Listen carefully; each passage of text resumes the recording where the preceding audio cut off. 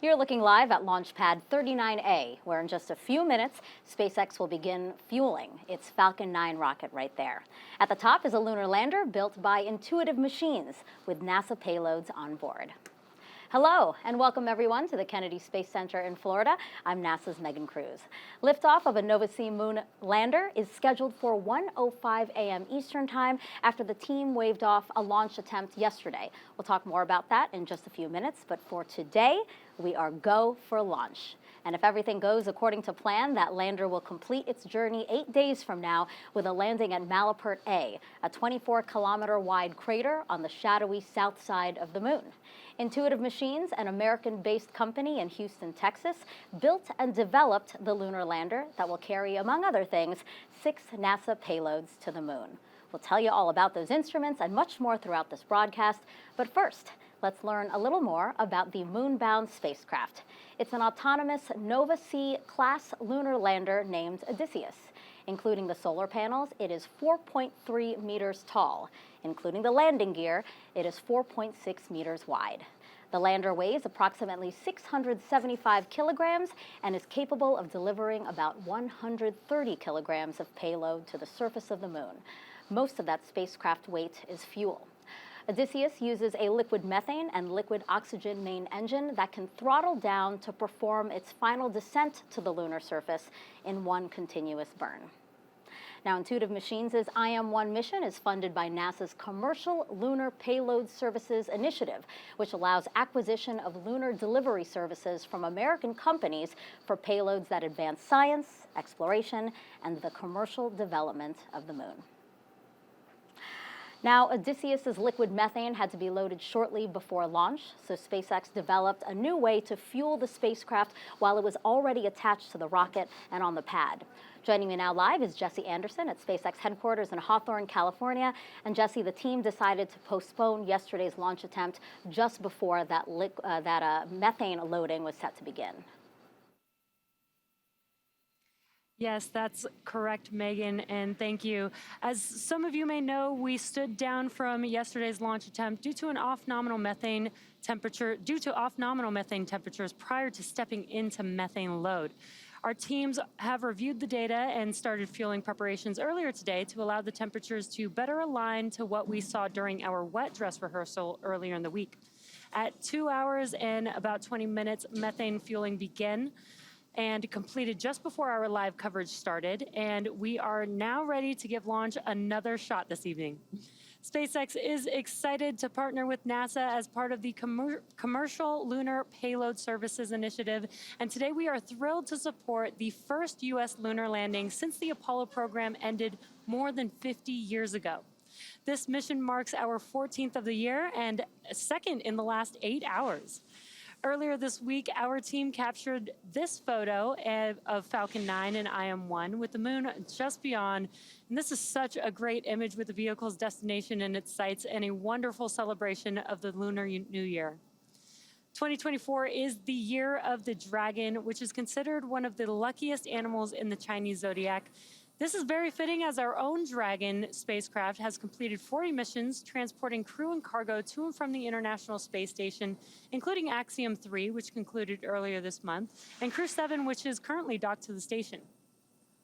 And with NASA's Crew 8 mission just around the corner, we are on track to launch 50 people to orbit across all of our missions since 2020.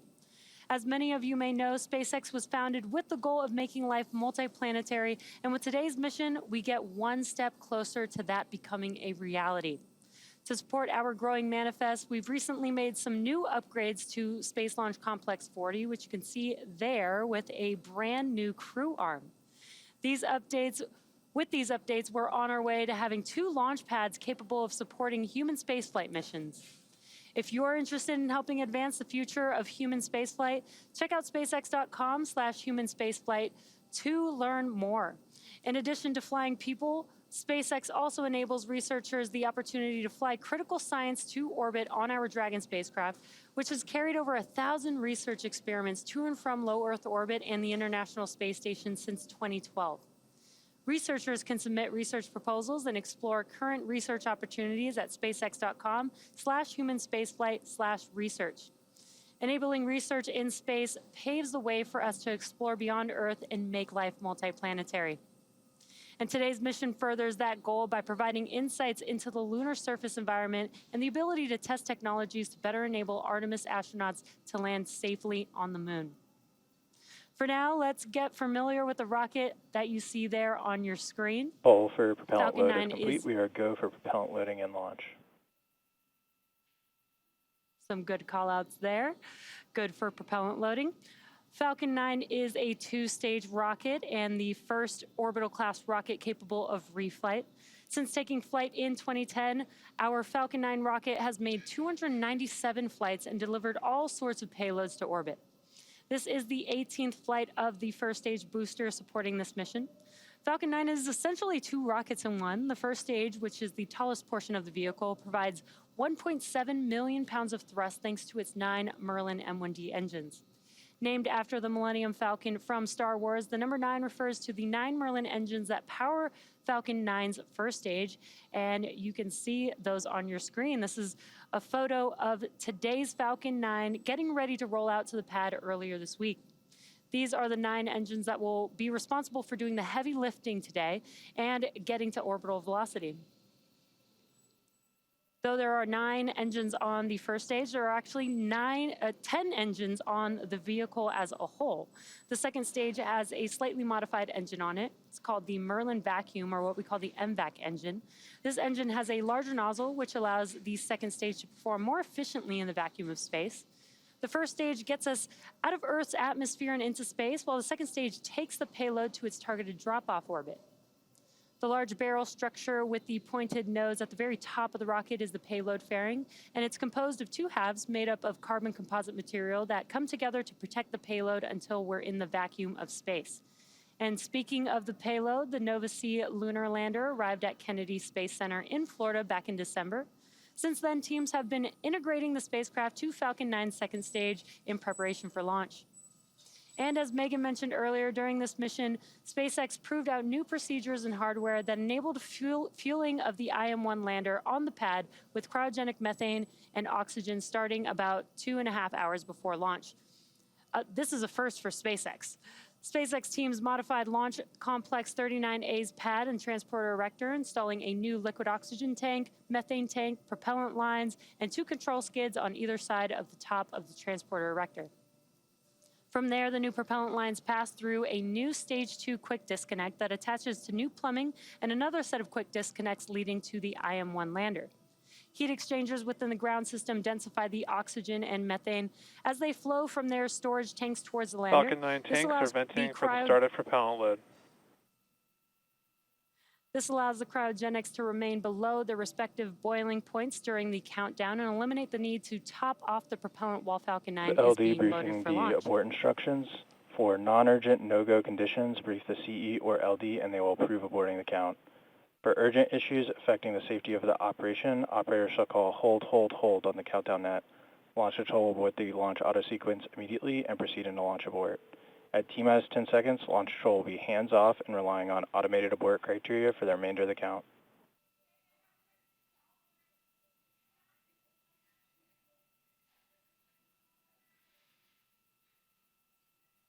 Just pausing for those comms there. Given the lack of methane used in the Falcon program, Falcon teams leaned on the expertise of Starship teams and are using methane sensors from Starship to verify the health and status of the lander and our fueling system. And so far, it continues to be a smooth countdown, and we're looking good for an on-time liftoff. In the meantime, let's check in with Josh Marshall over at Intuitive Machines. How's it going, Josh? That's going well, Jesse, and thank you. And welcome into the broadcast booth at Intuitive Machines' Mission Operations Center in Houston, Texas. This room is just outside of what we call Nova Control. Nova being the nerve center of our entire lunar program. Right now, flight controllers are making their pre-flight checks and monitoring our lunar lander's fueling process on the pad. Take a live look into Nova Control. There are 12 console positions in a circular design.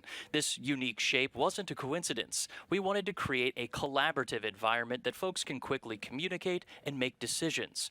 The design also pulled some inspiration from the Star Trek USS Enterprise bridge. Starting now, we have 3 primary flight controller teams working around the clock to monitor, command, and control our lunar lander during its journey to the moon's South Pole region.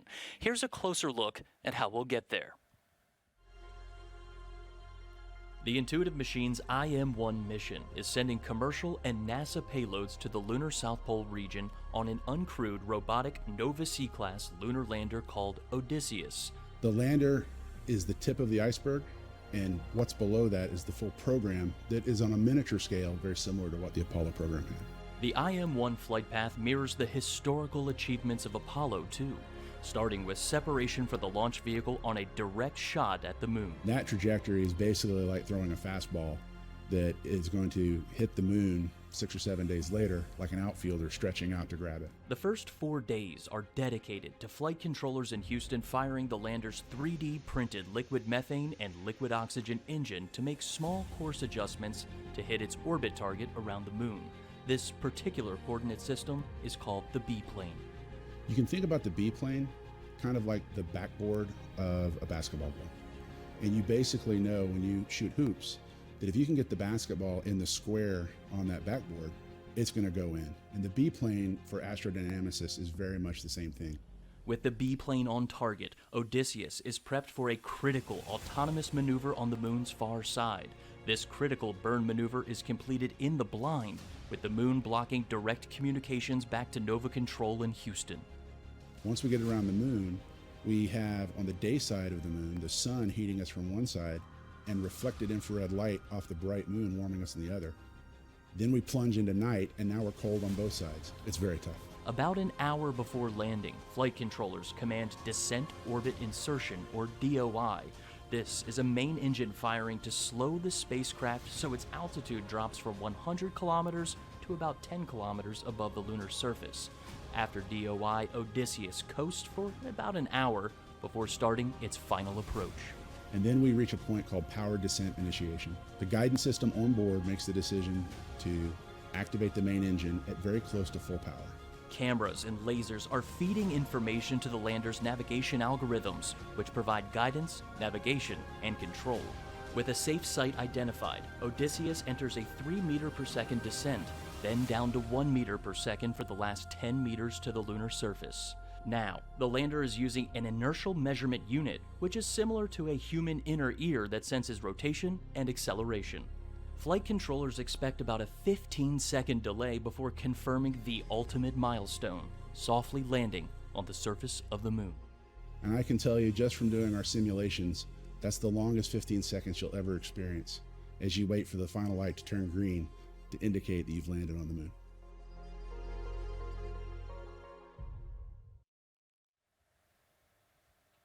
And that overview of the IM-1 mission was provided by our co-founder and Chief Technology Officer, Dr. Tim Crane, who's also the mission director on our Blue Team, which is scheduled for landing operations. Right now, former NASA astronaut and Intuitive Machines' Vice President of Production and Operations, Jack Fisher, is in the mission director's seat.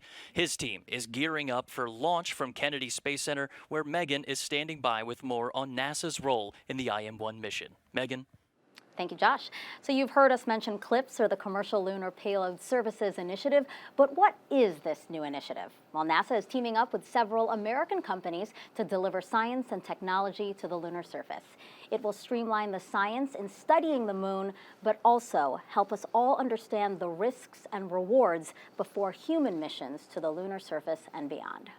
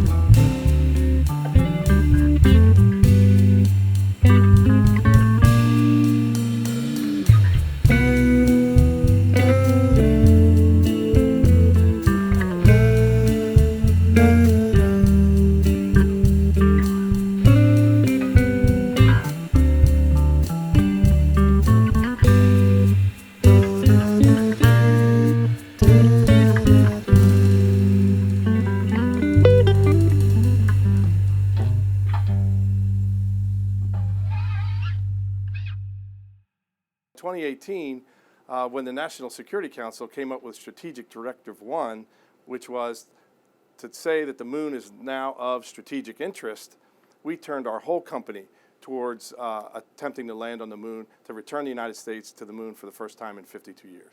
So we've been talking about your lander, obviously Nova-C, and your fellow co-founder, Dr. Tim Crane, mentioned that your core group had worked on Project Morpheus, and we have some video to show folks right now. You know, I remember that experimental prototype and the propulsion tests were completed right here at KSC. So how did Morpheus inform what you ended up doing with IM-1?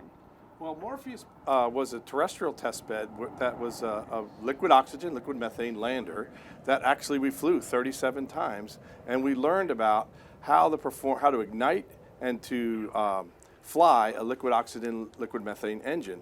That core technology is the core technology of our Nova-C lander. In addition, the autonomous landing and hazard avoidance technology on board Morpheus, while it was older technology, those algorithms are the same kinds of algorithms we use for our hazard detection and avoidance, which is what we do on the moon to land on a place as rocky and craggy as the South Pole.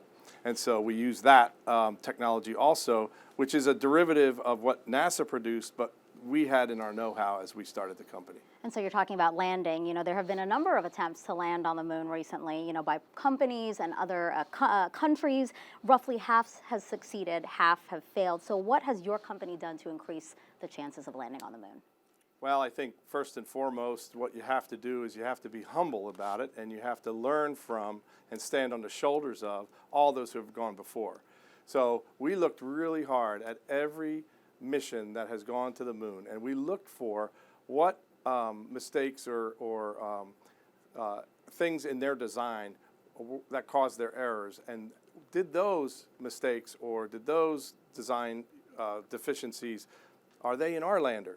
And so we learned from others, and so we appreciate everyone who's tried to go before. But in addition, we bring things together quickly. We bring hardware and software together in the early stages of development testing and test often. And we put them on multiple test beds and test like we fly.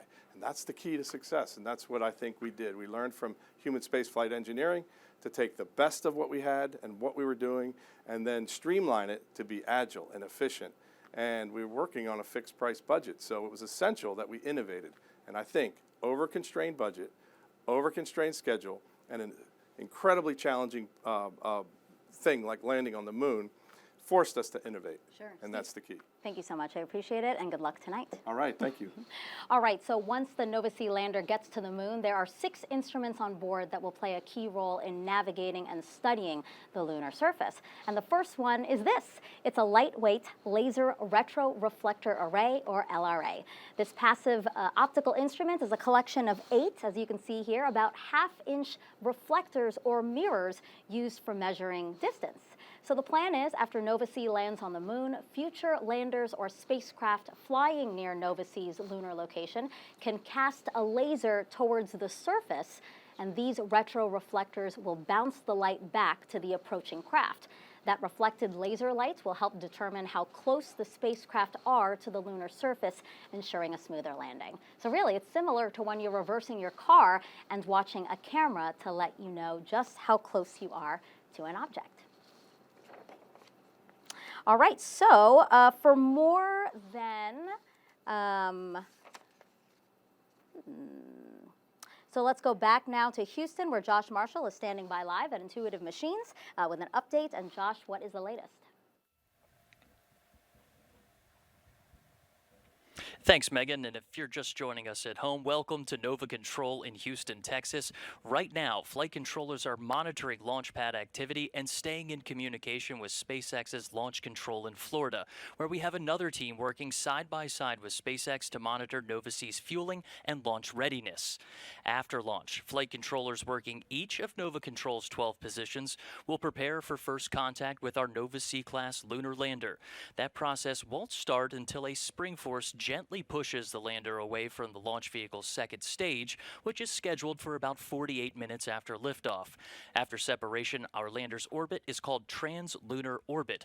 This enables Nova-C to reach lunar orbit in about a week, but requires a lunar lander with a very capable engine.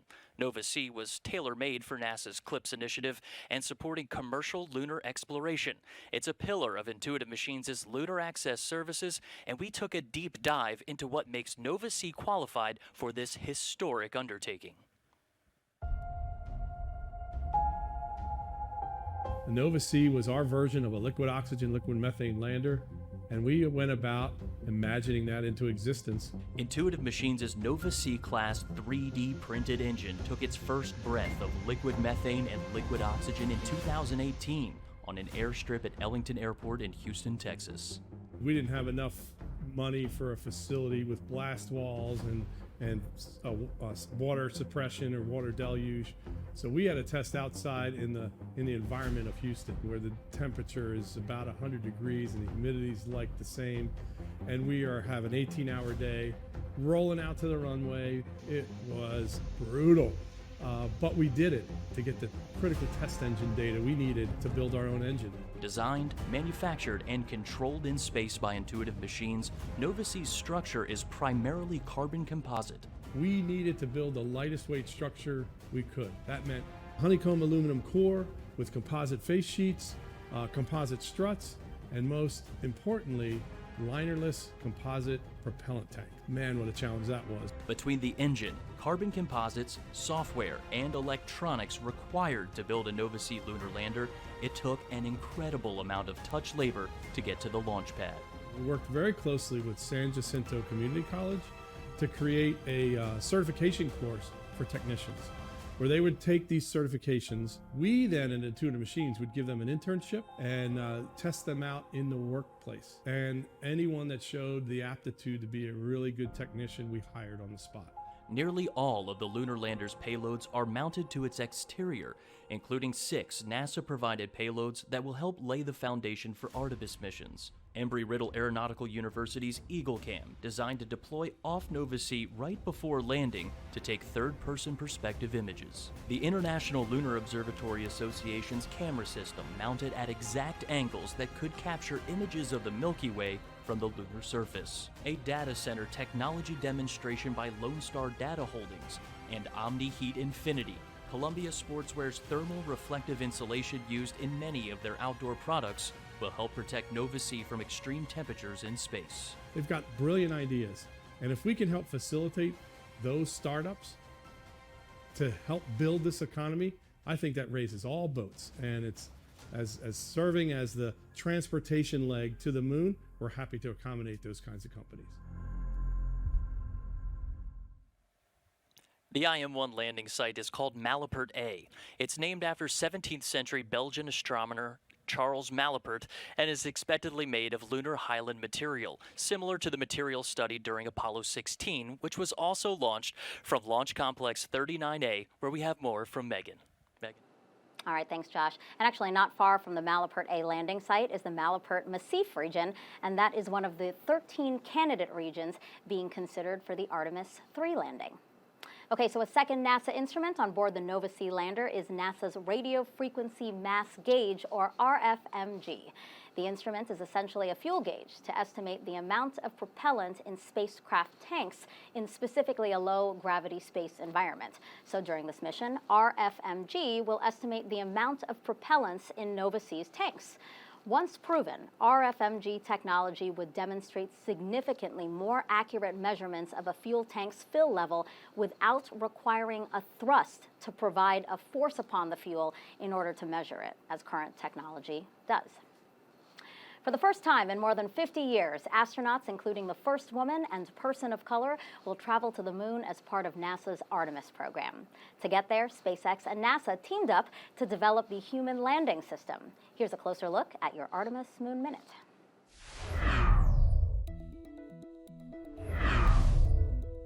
With Artemis 3 planning to return humans to the moon for the first time since 1972, NASA and its commercial partners continue to develop the systems needed to land crews safely on the lunar surface. SpaceX will provide and operate a moon lander for NASA's Artemis 3 mission called Starship Human Landing System, or HLS. During Artemis 3, NASA's Space Launch System rocket will launch 4 astronauts aboard the Orion spacecraft for their multi-day journey to lunar orbit. The Starship HLS, powered by 2 variants of SpaceX's Raptor engines, will launch uncrewed on a super heavy booster to lunar orbit to pick up the crew. Once on board the HLS, 2 crew members will head to the surface of the moon, where they will live and work for about a week, collecting samples and performing science experiments. Once they're done, they'll get back into Starship to the orbiting Orion and return to Earth. That's your Artemis Moon Minute.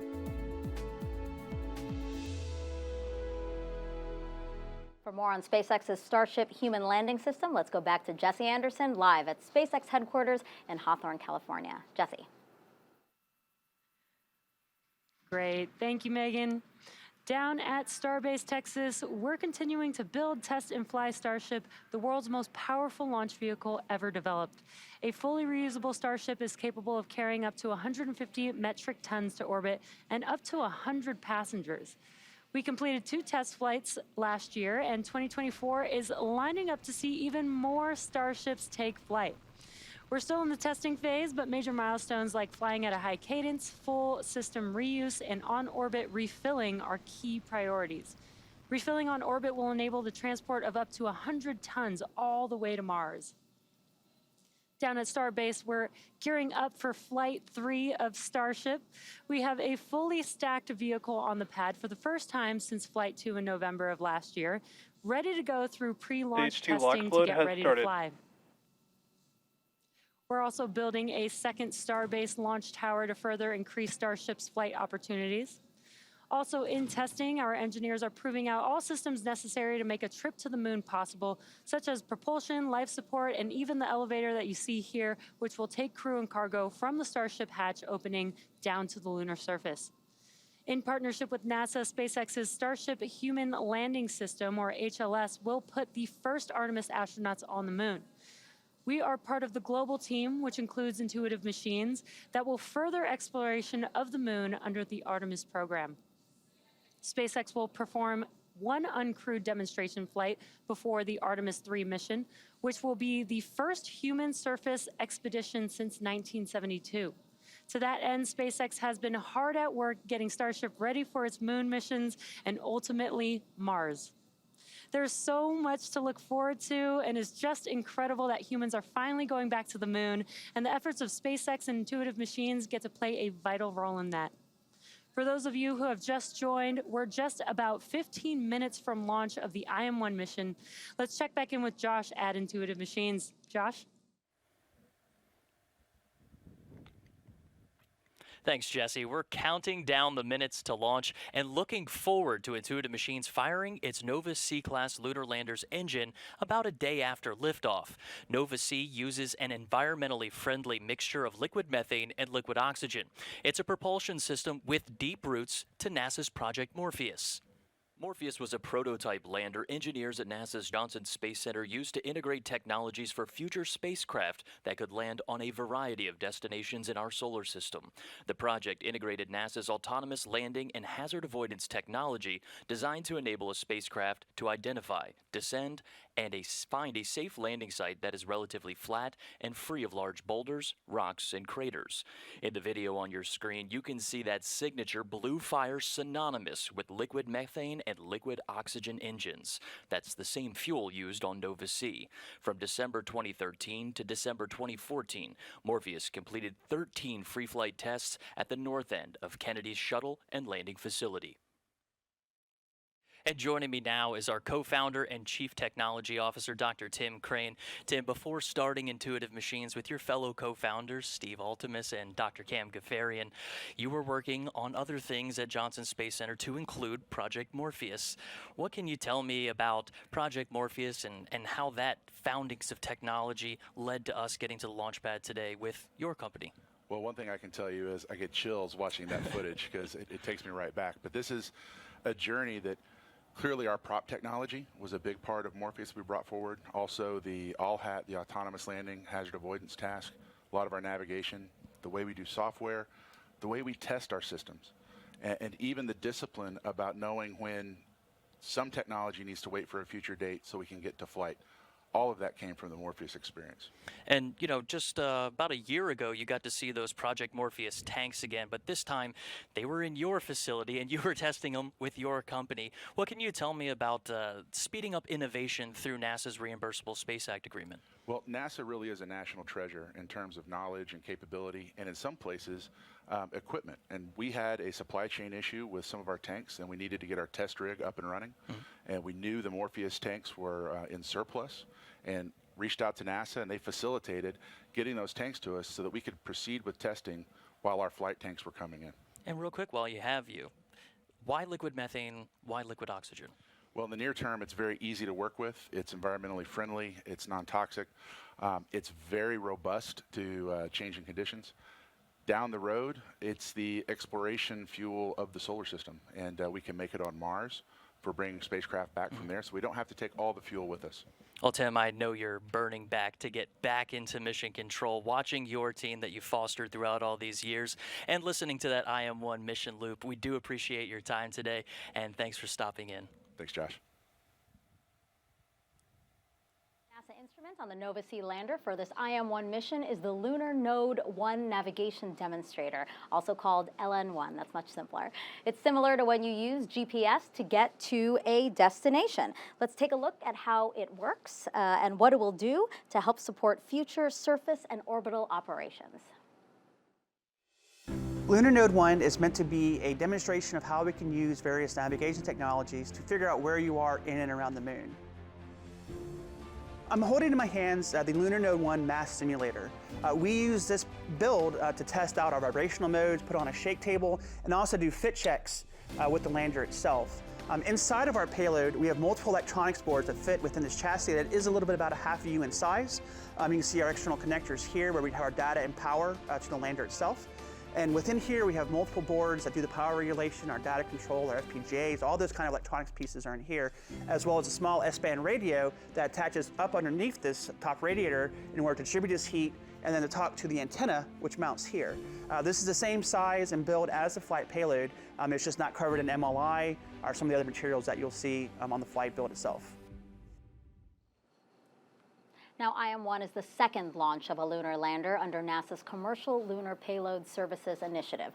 The first CLPS launch was with Pittsburgh-based Astrobotic. The mission was called Peregrine Mission 1. It successfully launched last month on a ULA rocket, but afterwards, Astrobotic reported a failure in its propulsion system, which prevented the spacecraft from landing on the moon. 10 days later, Peregrine burned up after re-entering Earth's atmosphere.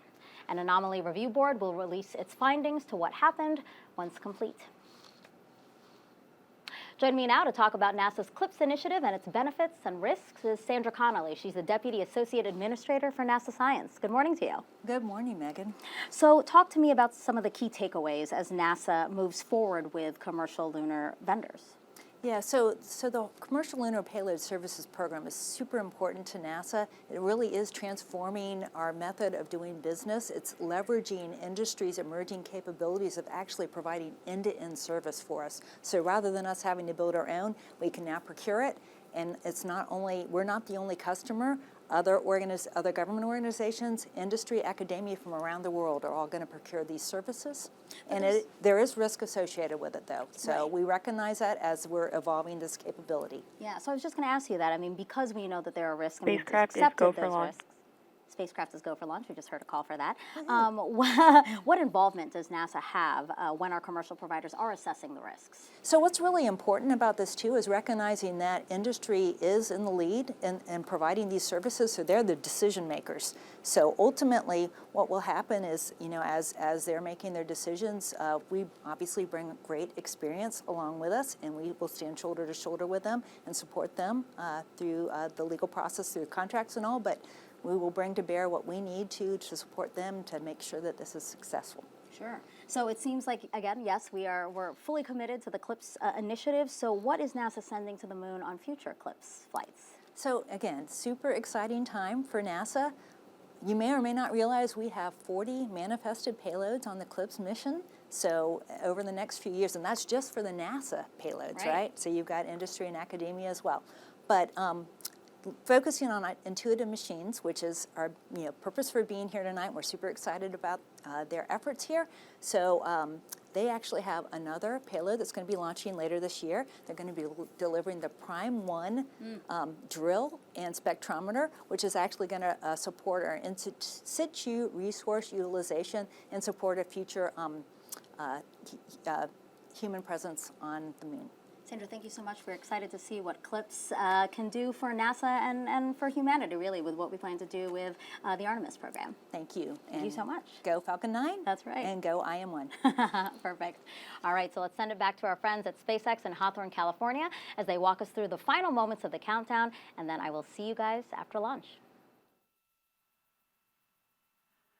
Awesome. Thank you so much, Megan. At T-minus just under 7.5 minutes, all systems are currently a go for an on-time liftoff. Next up, in just about a couple minutes, the structure next to the vehicle, known as the strong back, will begin to retract away from the vehicle. But while we wait for that, let's talk about what it takes to actually get to orbit.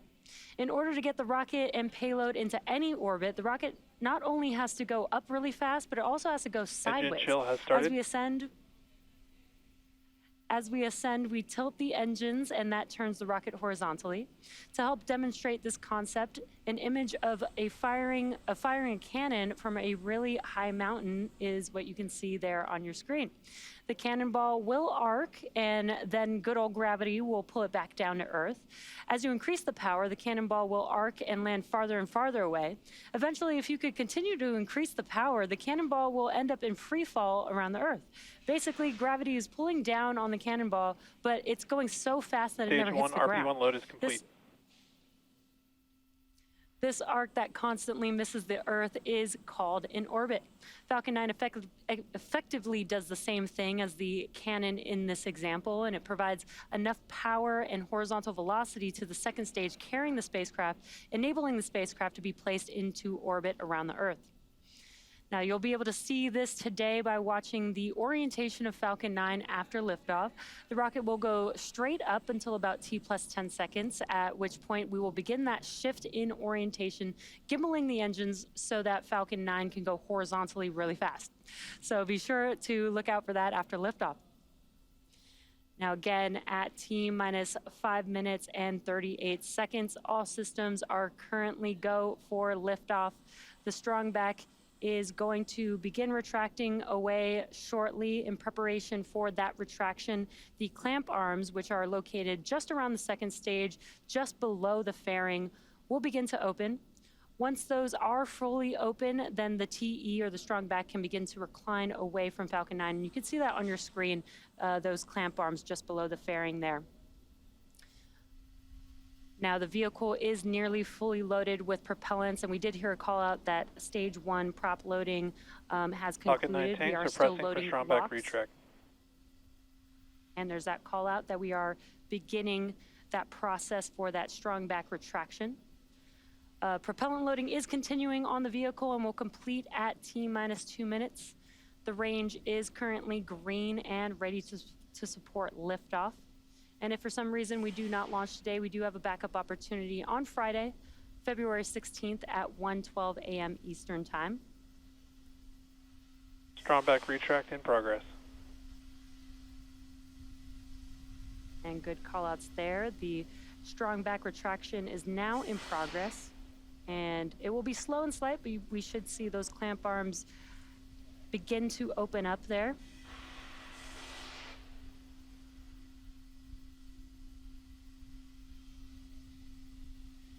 And there you can see it on your screen. Those clamp arms are now opening up. Again, once they are fully open, that will allow the transporter erector, that structure next to the vehicle, to begin to retract away.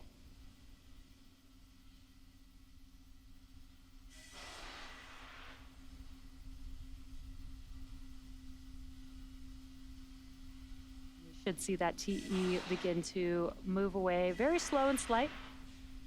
But at this point in the countdown, both the first and second stages are nearly fully loaded with 1 million pounds of kerosene fuel and liquid oxygen. And there you can see on your screen that TE is now moving away from Falcon 9.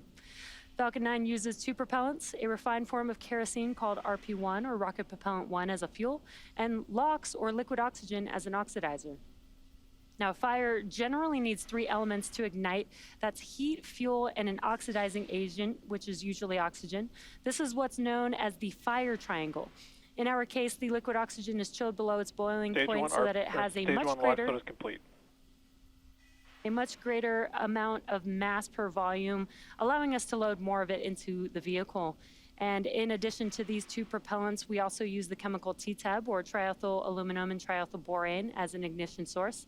The combustion of RP1 and liquid oxygen is what makes the rocket go, but it's the TTAB that sets the match to the propellant mix. And we did hear a call out that stage 1 liquid oxygen loading is complete.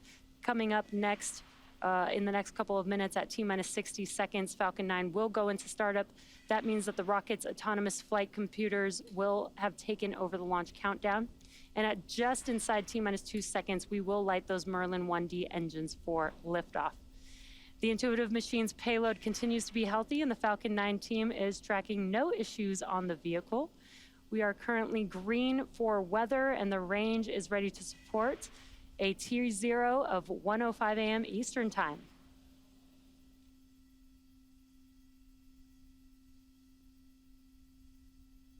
And just waiting for the call out for liquid oxygen. Right on time. Stage 2 liquid oxygen loading is now complete. That concludes propellant loading on the vehicle. That means that Falcon 9 is fully loaded with 1 million pounds of kerosene fuel and liquid oxygen. Weather is 90% chance of ground gas closeout. Good weather for T0. And we are just about 30 seconds away from Falcon 9 going into startup.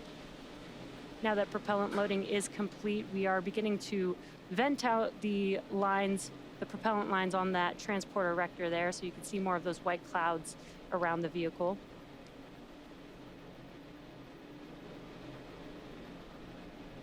Startup is coming up here in a couple seconds. Falcon 9 is in startup. Great call out. That means that the internal flight computers have now taken over the launch countdown. We are now just waiting the final go from the launch director. LD, go for launch. An excellent call. All systems are go for launch of Falcon 9 with the Intuitive Machines lunar payload. 30 seconds.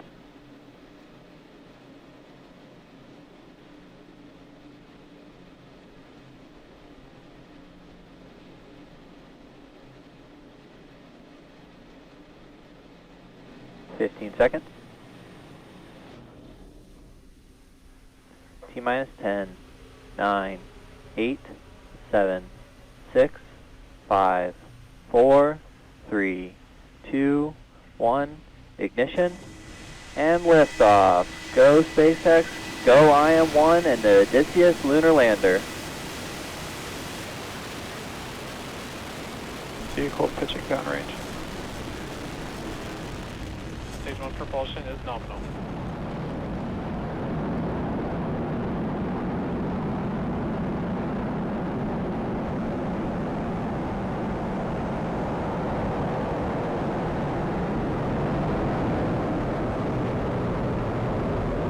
Falcon 9 has successfully lifted off from pad 39A at Kennedy Space Center, carrying the IM-1 payload. Now, during ascent, we tilt the engines, the technical term being gimbaling, and that turns the rocket horizontally. And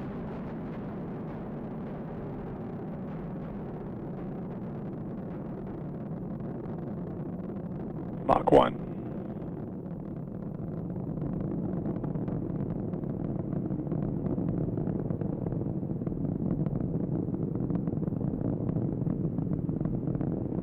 Max Q.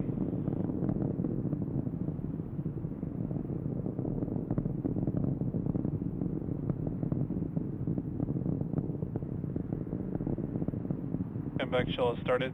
Yep. We have a few events coming up in quick succession here. That will be MECO, stage separation, SES-1, and then the boost back burn startup on the first stage vehicle. MECO, or main engine cutoff, is where we shut down all 9 of those M1D engines on the first stage vehicle. That helps slow the vehicle down in preparation for stage separation, which is where the first and second stage will separate. And the first stage booster will begin its trip back to Earth. And the second stage vehicle will ignite that MVAC engine with SES-1, or second stage engine startup 1. And then the boost back burn will begin on the first stage vehicle, which is one of 3 burns that's required for the vehicle to make its way back to today's landing zone. And this burn assists with the vehicle to reorient itself back towards land. Stage separation confirmed.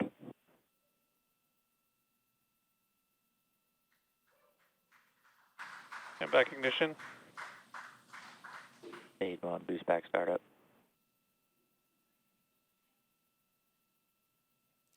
And there we saw and heard those call-outs from MECO, stage separation, SES-1, and the boost back burn startup on the first stage. Some great views there. Now the first stage is currently performing its boost back burn. This is where we ignite a few of the engines to bring the trajectory towards the landing site. And coming up here shortly will be fairing separation.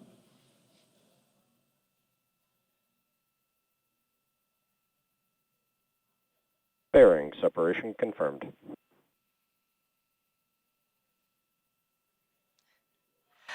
And an excellent view of fairing separation and an amazing view of the IM-1 payload attached to Falcon 9's second stage. Fairing deployment has been confirmed, and we will be attempting to retrieve these fairing halves once they fall back to Earth with our recovery vessel, Bob. Both vehicles are on nominal trajectories. And some good call-outs there. And in about 3 minutes, there will be a couple more burns on our first stage to prepare for landing at landing zone 1 at Cape Canaveral. Again, we've completed the boost back burn on the first stage. That's the first burn of 3. The next burns coming up will be the entry burn and then the landing burn for the first stage vehicle. Now we are at T plus 4 minutes and 17 seconds into today's mission. IM-1 is SpaceX's 14th launch this year, and the lunar lander on board could be the first U.S. moon landing since the Apollo program ended more than 50 years ago.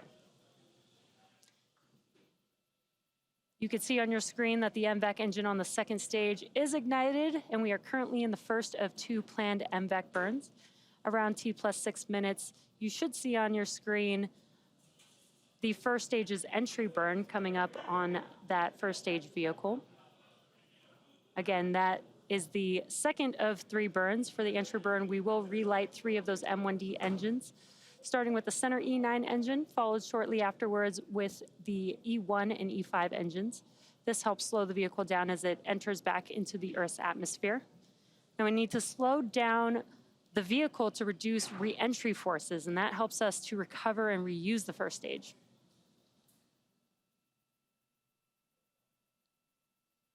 And again, what you're seeing on your screen is a view of the MVAC engine on the second stage. And you can follow the speed and altitude of both vehicles on the bottom left-hand of your screen. That is showing the stage 1 telemetry and stage 2 telemetry on your right-hand screen. And we are coming up on the entry burn for the first stage vehicle in just about 20 seconds or so. And what you're seeing on your screen on the left-hand side, it's a little dark there, but that is a view from the first stage. And with the entry burn, we should see that screen light up with the engines reignited. Stage 1, entry burn startup.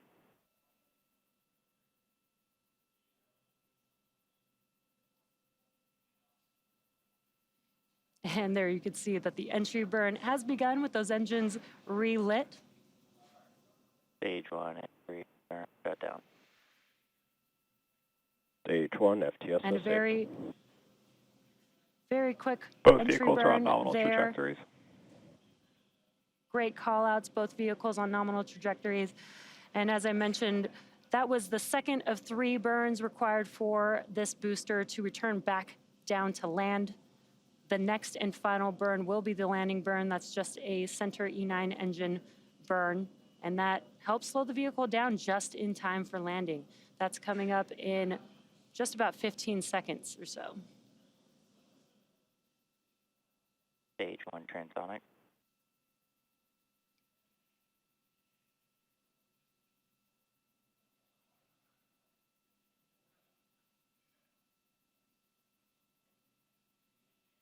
Stage 1 landing burn.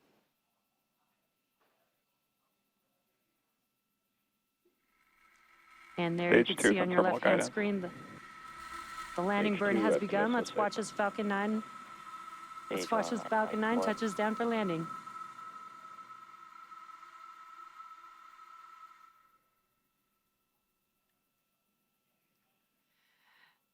And a great view there. That is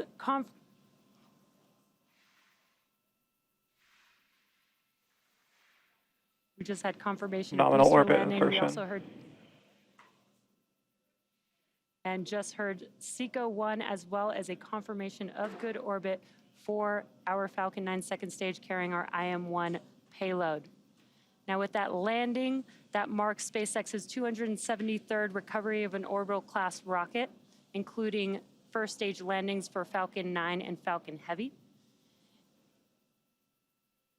And with confirmation of good orbit, the mission isn't over yet. Coming up, we do have the second burn of our MVAC engine, or SES-2, on board the second stage around the T plus 41 minute mark, followed by spacecraft separation. So until then, we're going to send it over to Megan at KSC. Megan? Thank you, Jesse. And if you're just joining us, welcome to the Space Coast of Florida, where we just witnessed live the liftoff of the moon-bound spacecraft and Nova Sea lander called Odysseus. And you know, we see a lot of launches here from Kennedy Space Center, but it really, truly never gets old. So Odysseus launched on top of a SpaceX Falcon 9 rocket from Launch Pad 39A here at Kennedy Space Center. Intuitive Machines, an American company based in Houston, Texas, developed and built the lunar lander that is carrying, among other things, 6 NASA payloads. And if everything goes as planned, in 8 days, that Nova Sea lander is expected to land on the shadowy south side of the moon. Make sure you stay with us. Our broadcast here on NASA TV will continue through Odysseus's acquisition of signal, which is expected to happen around 1:55 a.m. Eastern Time. Now, before launch, we highlighted 3 of 6 NASA payloads on board the Nova Sea lander. The 4th is the SCLPS payload, which stands for Stereo Cameras for Lunar Plume-Surface Studies. It includes 4 cameras at the base of the lunar lander. The images it captures will help scientists understand how landings impact the lunar surface for this mission and future ones. SCLPS is an array of small cameras that will be placed around the base of a lunar lander and collect imagery during the descent and landing of the vehicle. Using a technique called stereophotogrammetry, we can use those images to reconstruct a 3D shape of the ground. As the lander comes down, its hot engine plumes will interact with the surface. Our cameras will begin acquiring images from before this interaction begins until after the vehicle has landed on the surface. The SCLPS cameras will specifically be looking at the overall crater formation and erosion of the ground due to the rocket plumes. The final stereo images, which will be stored on a small onboard data storage unit, will be transferred to the lander and then downlinked to Earth, where we can use them to reconstruct the overall erosion volume and shape of the ground. With the Artemis program, we plan to establish a sustained lunar exploration and try to land multiple payloads in close proximity to one another. SCLPS data will be a critical part of understanding these phenomena and improving our computational models to inform these future landings. Let's head back now to Houston, where Josh Marshall is standing by live at Intuitive Machines headquarters with an update, and I'm sure very excited as well, Josh. Thanks, Megan. With each passing minute, we are closer to receiving the lander's data in Nova Control. Right now, flight controllers are standing by for launch vehicle separation, followed by acquisition of signal. That's when the lander makes first communications contact, sending critical health and flight data into Nova Control. And we want to bring you closer to our Mission Operations Center to experience a few types of information that flight controllers are looking at during the mission. This particular screen is called the Deorbit Descent and Landing, or DDL screen. This screen is primarily used by the mission director and landing system experts. It's used primarily while Nova-C orbits the moon and through landing. The top right images of the moon are called the lunar tactical view. When the dots turn red, the lander is on the far side of the moon, and green is on the near side. The line is the tail where Nova-C is, with each dot representing 10 minutes of elapsed time. The acceleration sensed portion of the screen shows raw acceleration values from Nova-C's inertial measurement unit. This is used a lot during burn maneuvers and is a more robust way of measuring acceleration over time, with the ability to look back at what has happened. For some reason, flight controllers have lost data. Finally, the column on the right is a received, accepted, edited, and failed pre-checked, or RAFE chart for short. When each of these lines are on top of each other, that's a good indication that Nova-C's navigation system is in good health. That's because every measurement Nova-C makes must be received, accepted, edited, or failed pre-check. The failure is a possible outlier of data that the lander's computer automatically knows is bad information. Collectively, the DDL screen is one of many data displays that flight controllers are monitoring to successfully navigate Nova-C to the lunar surface. It's no small feat, and the tireless effort of our entire Intuitive Machines team has brought us to this moment, standing by for launch vehicle separation and acquisition of signal in approximately 40 minutes. Until then, we'll toss back to Megan with more on the challenges that lie ahead of the IM-1 mission. Yeah, we've been honest about it. You know how difficult it is to get to the moon. We haven't done it in more than 50 years, but the CLPS initiative is going to change that. NASA and American companies who have teamed up to explore the moon know a lot of research needs to happen before astronauts head back to the lunar surface. In the end, the rewards outweigh the risks. Landing on the moon is hard. We're going back. Under this Artemis program, we're going to be sending humans to the moon for the first time since Apollo. So ahead of humans, we want to get up as much science exploration and technology experiments as possible. So CLPS starts facilitating a lot of the early science, the things we want to learn before we even send humans. CLPS stands for Commercial Lunar Payload Services, CLPS. The services part is the key element. Ordinarily, when NASA delivers a payload to the surface of the moon, they do it with a commercial partner, but NASA controls the building of the vehicle. Now, we're buying the service of delivery of our lunar payloads to the surface of the moon. It is a delivery service, akin to a delivery service that you'd have here on Earth. NASA will provide payloads to a commercial company. They decide how to get it to the moon. They have to develop their own lander, but they also have to manage the entire end-to-end mission. It's meant to provide affordable, rapid, frequent access to the lunar surface through American companies. We're funding different companies. We have commercial companies that are competing to win task orders to deliver our payloads to the surface of the moon. One of the goals when we started CLPS was to help establish a lunar economy. Somebody has to do it first, and then it becomes commercially available. Then they're able to crank them up. Then they're able to make it more affordable. And so the lunar surface is just the next frontier for a commercial environment. But we had to acknowledge up front, all the way through the highest levels of the agency leadership, that some of them will fail. These missions may not be as successful as a traditional NASA mission. We have accepted the risk that going through this innovative approach with these commercial companies, that there could be some failures. Some of them are new companies. None of them have ever successfully landed on the surface of the moon. So they're going to learn lessons. We need to give our vendors the opportunity to learn.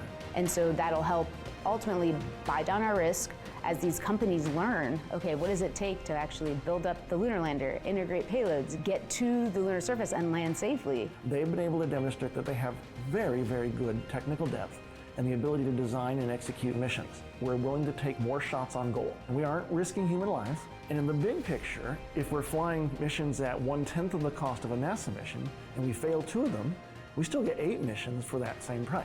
Even with 1 or 2 or 3 failures. This is still a very economical proposition. It's a risk posture which is more risk tolerant than NASA is accustomed to.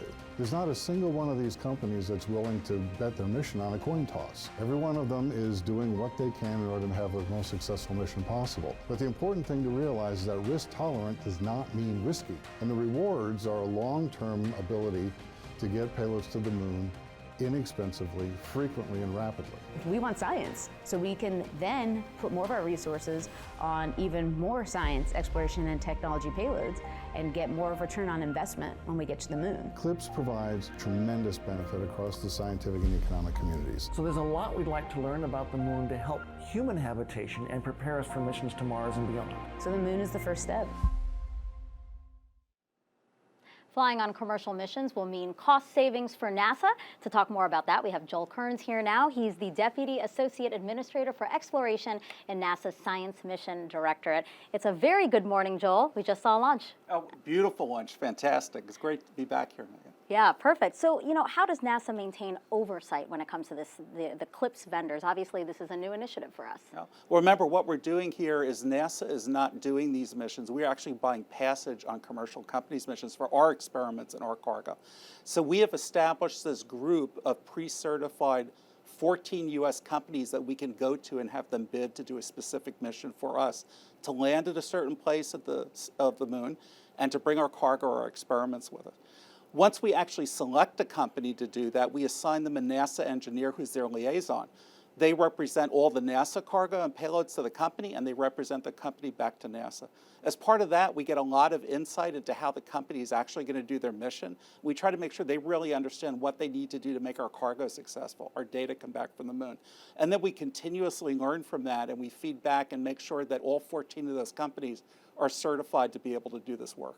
So a very collaborative effort. And we're talking a lot about a commercial lunar economy. That's kind of the end goal. So how does that shape up with CLPS? How do we get there? A couple of different aspects. When you hear us talk about wanting to form a lunar or a cislunar economy, in the short term, what that really means is encouraging the companies to get other non-NASA organizations to pay them to bring their experiments or their cargo on the moon.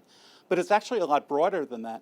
Just by offering these contracts to industry and having them build their own missions that we can take a part of, the companies are developing their own, you would think of as a parts and high-tech ecosphere on Earth that's part of the lunar economy. Over the years, they've had to figure out ways to build these robotic landers. In some cases, helping other companies do new advanced high-tech components like rocket engines or fuel tanks or sensors, which didn't even exist 5 or 6 years ago. Of course, we can say now we're talking about small payloads going to the moon from commercials or having suppliers on Earth, but what the goal is in the long term is for these CLPS companies to be able to take to the moon work or goods or services of other bigger companies that just want to do work in space. So what would you say is the agency's confidence in CLPS? You laid out a very ambitious vision. Yeah. Well, we think that the benefits of having this be successful, where we go out to companies, and in effect we pay for a service to get our things to the moon, it's just so positive that we really are committed to exercising this model and seeing how American business does. Now, NASA is a learning organization, so at every attempt that the companies make, we're always looking at.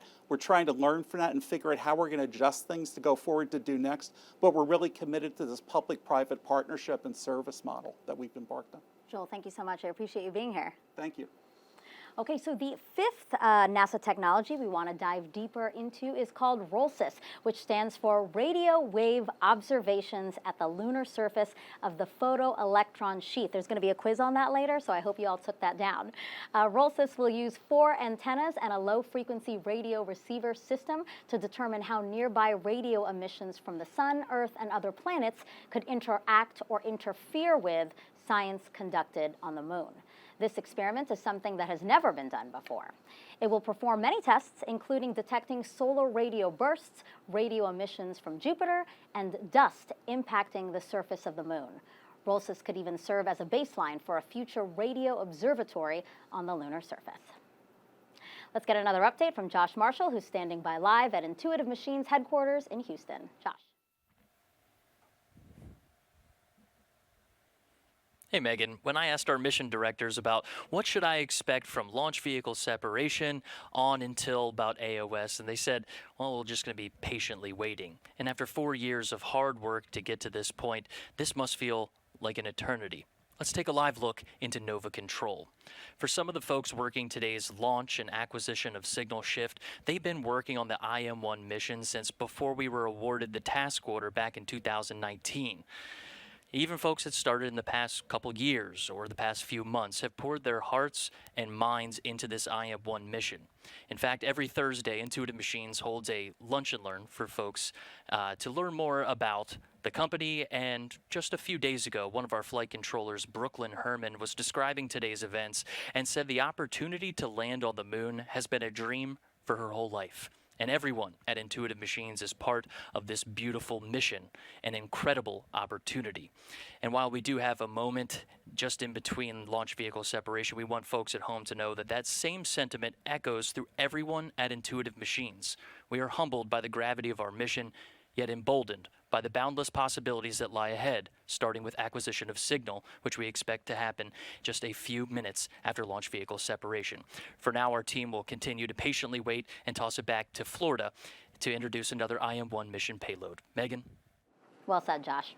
Okay, so the sixth and final payload has 3 telescopes that will help the spacecraft land safely. In the past, astronauts had to use a viewfinder or rely on radar. So the Artemis program is taking NASA back to the moon, and everything that goes there, including the instruments and people, must be flown there safely and landed there precisely. So the landing phase of that task is one of the most critical aspects of it. NDL is a LiDAR instrument that is used to enable that capability. It uses light in the same way that sonar uses sound. For NDL, we have 3 telescopes where light would come out of the telescope, hit the moon's surface, and some of that light will be reflected back. These telescopes are mounted on the outside of a vehicle so you get a clear view of the ground as it's coming in for a landing. In the Apollo era, large radars or astronauts using their eyes looking out of a viewport were used to help land the vehicles. NDL is going to have to take the burden off of the crew with a much smaller, lower power, and more accurate instrument. Throughout the broadcast, we showed you each of the 6 NASA instruments that are bound for the moon. To talk more about those is NASA project scientist Deborah Needham. Good morning to you. Good morning. Beautiful launch. A beautiful launch, so exciting. So now we have 6 payloads bound for the moon. Is there a common theme among them? I would say there are 2 themes to the payloads on board Intuitive Machines, the Odysseus lander. The first is demonstrating technologies for enabling future spacecraft to land more safely and more precisely on the lunar surface. And the second is characterizing the surface of the lunar South Polar region, which is an extremely challenging environment to operate in, and it's preparing us for sending humans to the lunar surface in advance of the Artemis missions. Mm-hmm. So very precise things they're being sent for to study. So, if they make it to the moon in 8 days, what happens next for each of them? So even the payload's work starts even before they get to the moon. Intuitive Machines, while it's transiting towards the moon, will turn on the NASA payloads to make sure that they survive launch and are operating as we expect. And then you've heard about the RFMG, the radio frequency mass gauge. It will be operating the entire time all the way to the moon and down to the surface to make sure that it's monitoring propellants and collecting the data that it needs to achieve its missions. And then during descent, you heard about NDL, the Navigation Doppler LiDAR, and SCALPS. They're going to be operating during descent and collecting their data. And then once on the moon, Intuitive Machines will turn on our other NASA payloads, and they'll take turns collecting data until they achieve their missions. How are these instruments selected? Early on in the CLPS initiative, NASA turned to our scientists at the NASA centers to identify science, payloads, and technologies that were relatively mature in their designs. We did that because we wanted the payloads to be ready for when the landers were ready to integrate them onto the landers and deliver them to the moon. So then NASA turned to the vendors and said, okay, you pick from this pre-selected list of NASA payloads which ones you think you can successfully integrate onto your landers and deliver to the moon. So Intuitive Machines actually chose the payloads that are on its delivery. Deb, thank you so much. I can't wait to see what we discover with these payloads. Me too. Thank you so much. Thank you. Okay, so now we're going to step aside while we await our next big milestone, the second burn of the second stage of the Falcon 9 rocket, and then right after that, the separation of Intuitive Machines' lunar lander from that second stage. We are expecting that to happen about 20 minutes from now, so we will see you then.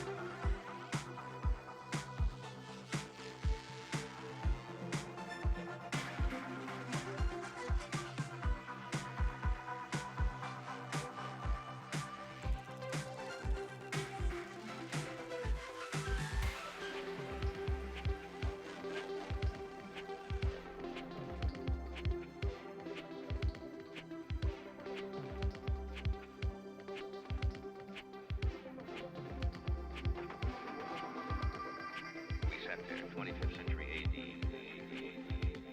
We sat there and looked at a rocket from Mars, and you just boggled the mind and mind and mind and mind. And the technology caught up, didn't it?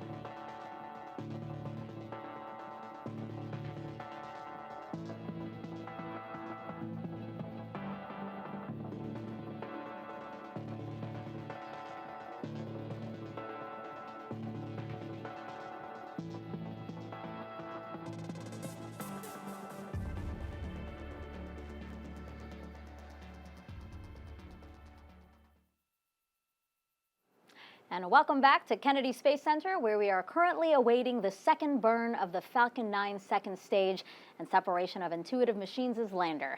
This comes after a successful liftoff of the Falcon 9 rocket with the Nova C lander called Odysseus at 1:05 a.m. Eastern Time. Intuitive Machines, an American company based in Houston, Texas, developed and built the lunar lander that is carrying, among other things, 6 NASA instruments. And if everything goes as planned, in 8 days, mark your calendars, February 22nd, that Nova C lander is expected to land on the south side of the moon. Let's go now to SpaceX headquarters in Hawthorne, California, where Jesse Anderson is live as we await that second burn and then spacecraft separation. Jesse.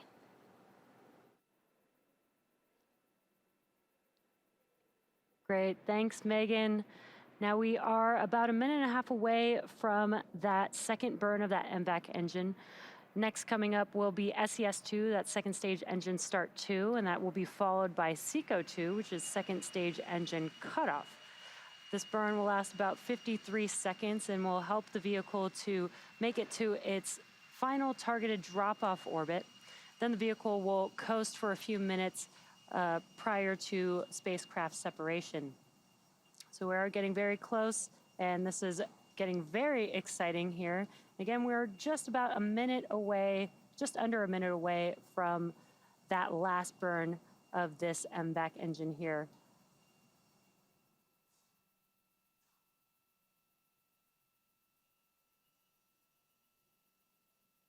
Now, right now, what you're seeing on your screen is an excellent view from the second stage, looking at our MVAC engine with the amazing view of Earth in the background there.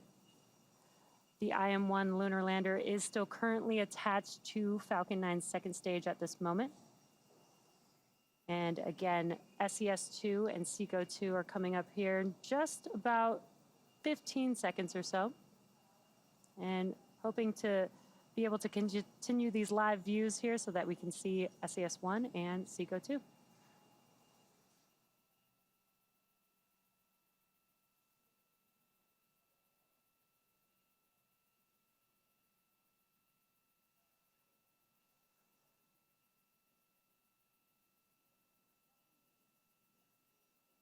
And there you can see we have just had SES-1. You can see that MVAC engine has now relit.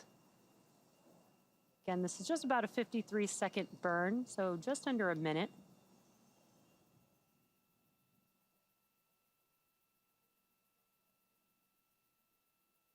And shutdown of this MVAC engine coming up here in just about 10 seconds or so.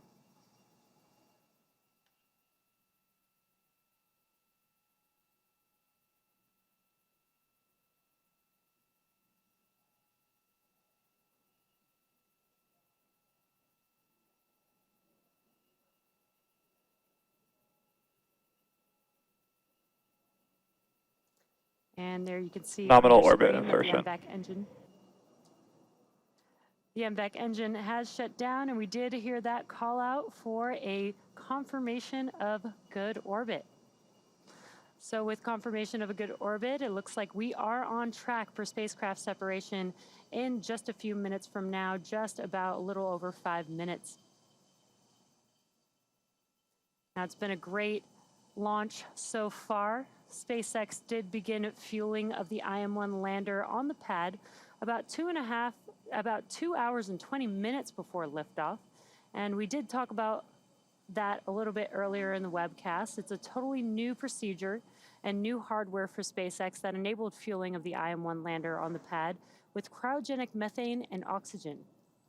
Now, to be able to do that, SpaceX teams modified Launch Complex 39A's pad and transport erector, installing a new liquid oxygen tank, a methane tank, propellant lines, and 2 control skids on the transporter erector. Then from there, the new propellant lines pass through a new Stage 2 quick disconnect that attaches to new plumbing, and another set of quick disconnects that lead to the IM-1 lander. And given the lack of methane used on the Falcon program, Falcon teams actually leaned on the expertise of Starship teams and used methane sensors from Starship to verify the health and status of the lander for our fueling system.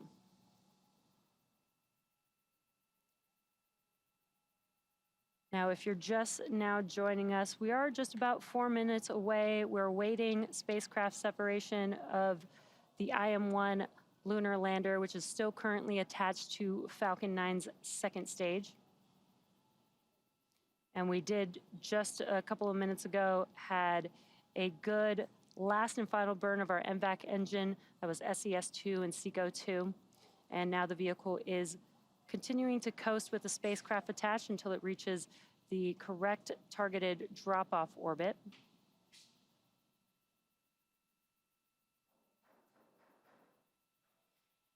And just to recap, if you're just now joining us, we did have an on-time liftoff at 1:05 a.m. Eastern Time, and everything has been proceeding nominally. Stage separation occurred just about 2.5 minutes into flight, and that was followed by the successful landing of our Falcon 9's first stage back at Landing Zone 1, or LZ1, and that was the 18th landing for this specific booster.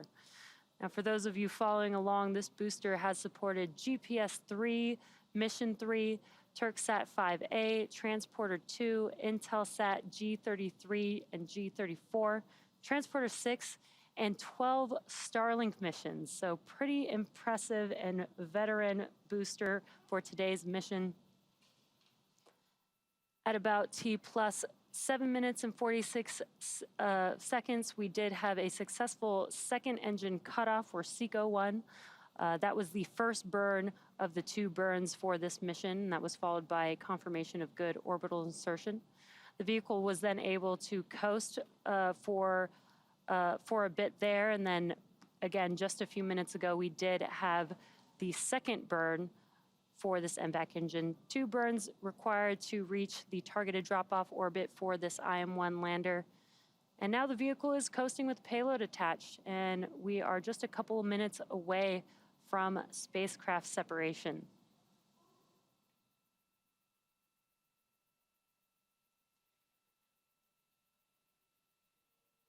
IM-1 could become the first U.S. lunar lander since Apollo's last landing in 1972, almost 50 years ago, and could be the first commercial lander to succeed in reaching the moon's surface. So again, we are just about a minute and a half, just under a minute and a half away from spacecraft separation.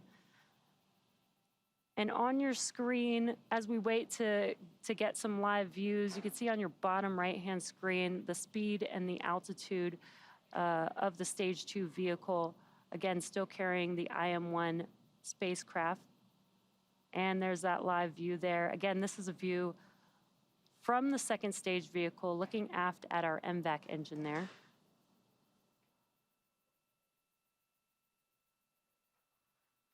And we are patiently waiting spacecraft separation here, just under a minute from now.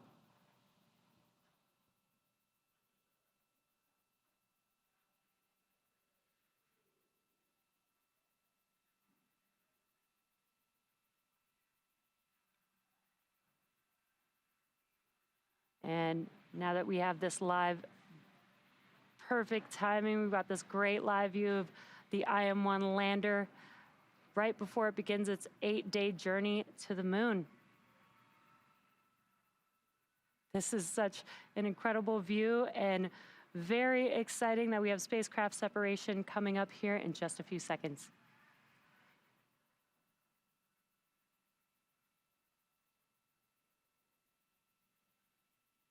IM-1 Odysseus lunar lander separation confirmed.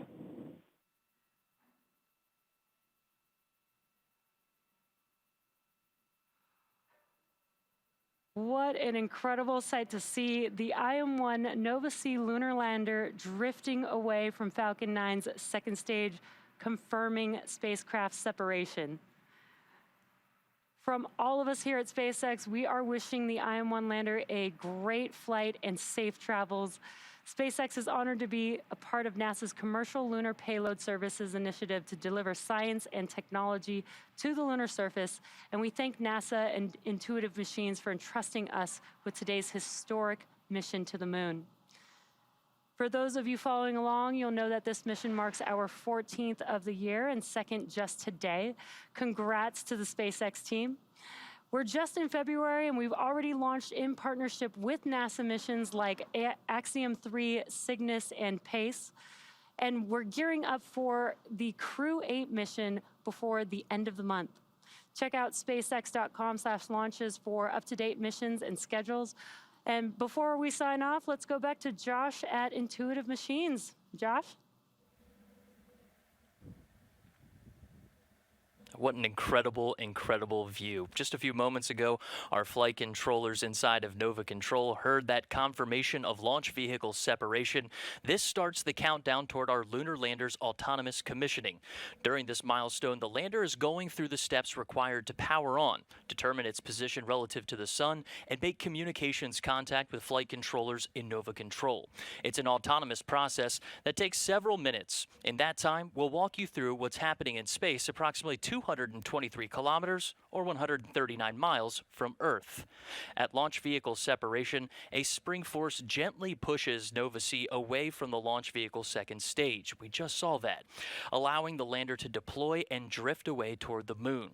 Brake wires connected to the launch vehicle let the lander know it has deployed, and Nova C starts an internal timer to count down to when it's safe to turn on. After the timer finishes, Nova C's primary systems are expected to autonomously power on. This includes guidance, navigation, and control, or GNC for short, automated flight management software, radios, sensors, and thermal control. The GNC system powers on the cold gas helium reaction control system to stabilize the vehicle's attitude, because at this point, the lander does not know where it's pointed, but it can stop any residual spin motion. This is much like a person spinning in a chair with closed eyes can stop spinning without knowing which way they're pointing when they stop. After controlling the spin rate, special cameras known as star trackers autonomously match images of the distant star field and provide Nova-C with its orientation. Software then takes those star tracker measurements and processes them through an algorithm known as the Kalman filter to correct the onboard orientation. The lander now has two critical data points: its attitude relative to the star field and a reference position from the estimated launch vector. With these data points, Nova-C may command its reaction control system to maneuver the lander's top deck solar array toward the sun for illumination, generating maximum power. All of these steps are expected to be happening right now, and when autonomous commissioning is complete, our Nova-C lander named Odysseus turns on its communication radios and makes first communications contact known as acquisition of signal, or AOS. Making that communications connection involves more than the lander's operations in space. It takes careful coordination here on Earth too, using Intuitive Machines' Lunar Data Network. The network was designed to support NASA's CLPS initiative, government services, and other commercial efforts using line-of-sight and data relay services for spacecraft in cislunar space, which also includes low Earth orbit. The secure network is made up of Nova Control, which we're keeping our eyes on right now, and strategically placed ground stations spread across the globe. The ground stations are expected to provide near continuous communications with Nova-C during the entire IM-1 mission. With that entire network available, our flight controllers responsible for communications and ground stations will be the first people in Nova Control to start seeing data from our lunar lander, which means the ground station assigned to this part of the mission has locked onto Odysseus's signal. Now, from the lander to Nova Control, all of these innovations and capabilities are being put to the test right now as we prepare to enter our nominal acquisition of signal window with Nova-C. Right now, we are listening into the mission audio loop and looking live into Nova Control. SpaceX just deliver us the OPM file. Okay, copy. You're good to process in the background while we work contact. Okay, I'll work with Fido on this. Right now, we estimate that the lunar lander is traveling about 10 kilometers per second, which is about 24,600 All right, I want to make sure miles Com's per happy hour. with it. Com? Standing by. I don't see packets updating in packet counts unless I'm looking in the wrong spot. And I'm not seeing anything populate in AOS. So we're still standing by for autonomous commissioning and making that first ground communications from the lunar lander in space.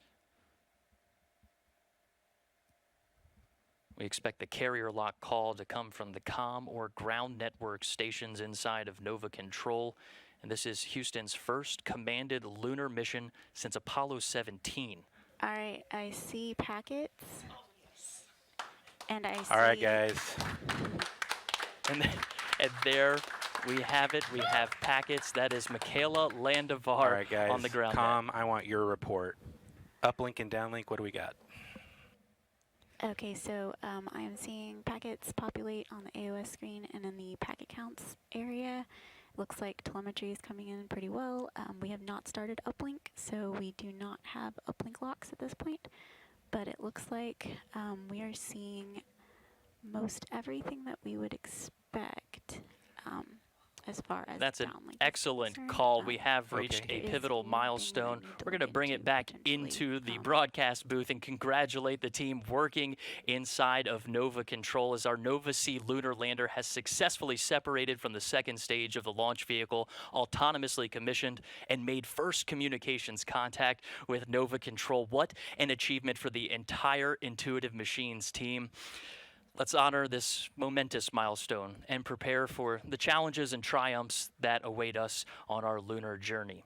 From Intuitive Machines' Nova Control in Houston, Texas, thank you for joining our portion of the IM-1 mission broadcast. We'll toss it back over to Megan in Florida for reaction to the successful launch of our IM mission. Megan. Yeah, from here at NASA, we just want to say congrats to Josh and Intuitive Machines, another successful CLPS launch and orbital insertion of a commercial lunar lander. Now, hopes are high that a U.S. commercial lunar lander will make it to the moon. And joining me now to talk a little bit more about that and this program is Chris Culbert, and he is the CLPS program manager. Exciting to see this unfold right in front of us, huh? Yeah, this is great. SpaceX gave them a wonderful ride, great launch, really clear sky. We could see it all the way up to the well, not to the moon, but on its way. We saw the moon in the distance. We could see the moon. It was a great launch. This is a great step. It's a lot of hard work to get here. This is 5 years of efforts from a very small company. But they've made a lot of progress. They solved a lot of problems, and now they're on their way. So this is a good start, but it isn't the end yet. They got to finish the next step. That's right. But at least we have 8 days, right? We have do. 8 days. Yeah. So they've got 6 days to get to the moon, and then we'll hit the hard step. Yeah, so with the challenge of landing on the lunar surface, what's your message to the Intuitive Machines So the big thing right now, they need to stay focused. Space is hard. Small mistakes can doom you. We know they're very talented. They're very well organized. We're really impressed with the depth and technical skills of this team, but you have to stay focused. You got to make sure you nail everything and stick the landing. So again, a lot to look forward to, but we're optimistic. Yes, we are. We're looking forward to it. I got a lot of faith in these guys. Great. Chris, thank you so much. Glad to be here with you again for another CLPS launch. Thank you very much. Okay, so that is going to wrap up NASA, Intuitive Machines, and SpaceX coverage of the launch of the Nova-C moon lander on a SpaceX Falcon 9 rocket from pad 39A here at Kennedy Space Center. Again, if all goes well, Nova-C is expected to land on the moon 8 days from now, so mark your calendars, on February 22nd. It would be the first U.S. landing on the moon since 1972. We'll, of course, bring you that coverage live right here on NASA TV. And until then, you can find out more about this mission and other NASA CLPS launches by going to the link we're about to show on the screen here, nasa.gov/CLPS. We're going to leave you now with a replay of today's launch for everyone here at NASA, Intuitive Machines, and SpaceX. I'm Megan Cruz, and have a great morning. 15 seconds. T-minus 10, 9, 8, 7, 6, 5, 4, 3, 2, 1, ignition, and liftoff. Go SpaceX, go IM-1 and the Odysseus lunar lander. Vehicle pitching downrange. Stage 1 propulsion is nominal.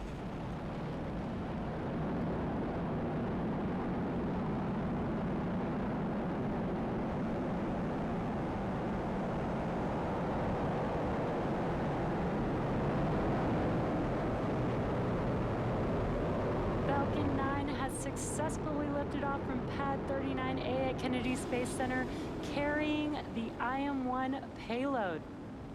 Now, during ascent, we tilt the engines, the technical term being gimbaling, and that turns the rocket horizontally. And